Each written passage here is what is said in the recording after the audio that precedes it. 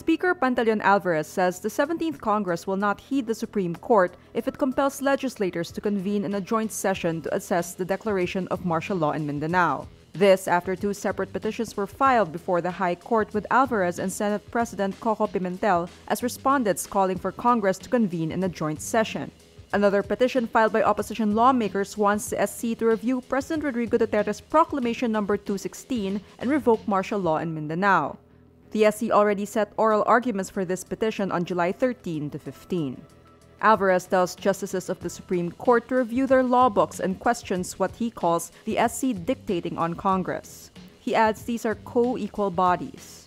Alvarez says, quote, "If the Supreme Court issues an order dictating to Congress to convene, I'll rip up that order." Duterte declared martial law in Mindanao last month after government troops clashed with the Maute group and the Abu Sayyaf group in Marawi City. Malacanang on Tuesday says Justice Secretary Vitaliano Aguirre is doing an excellent job at the DOJ. Presidential spokesman Ernesto Abella makes the statement in response to criticism against Aguirre for making another false claim, this time linking several opposition lawmakers to the Marawi clash.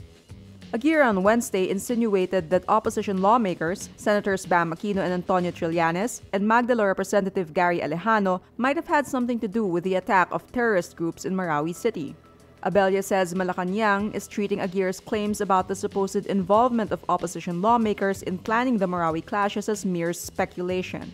When asked about Aguirre spreading fake news, Abella says Aguirre is simply doing his job.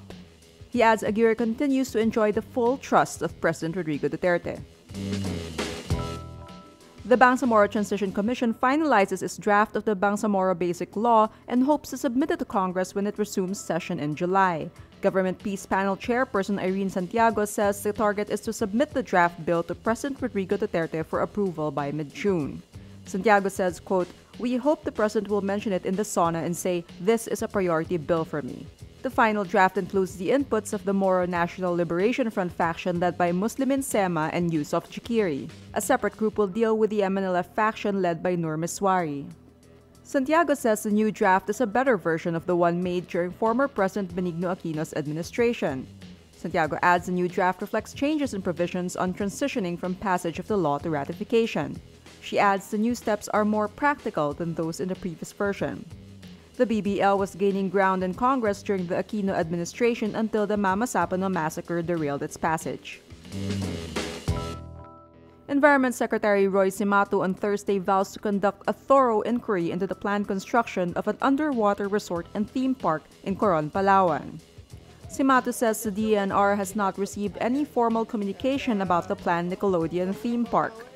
Discussions on the controversial project were revived after Tourism Secretary Juan de Teo last week said Nickelodeon's parent company Viacom International Media Networks and partner Coral World Park Undersea Resorts Incorporated are pushing through with the construction. Conservationists strongly oppose the proposed theme park, saying it will destroy Coron's biodiversity. Fired FBI Director James Comey on Wednesday says that United States President Donald Trump urged him to drop a probe into former National Security Advisor Michael Flynn. This ahead of Comey's appearance before the Senate Intelligence Committee. Comey, who was fired in May, says Trump raised the sensitive FBI probe into Russia's alleged meddling in the U.S. election in multiple discussions, leaving him deeply uneasy over whether the president was attempting to interfere. He says, quote, "I had understood the president to be requesting that we drop any investigation of Flynn in connection with his false statements about his conversations with the Russian ambassador in December."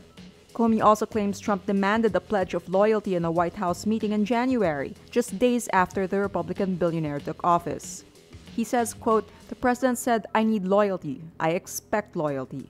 I didn't move, speak, or change my facial expression in any way during the awkward silence that followed."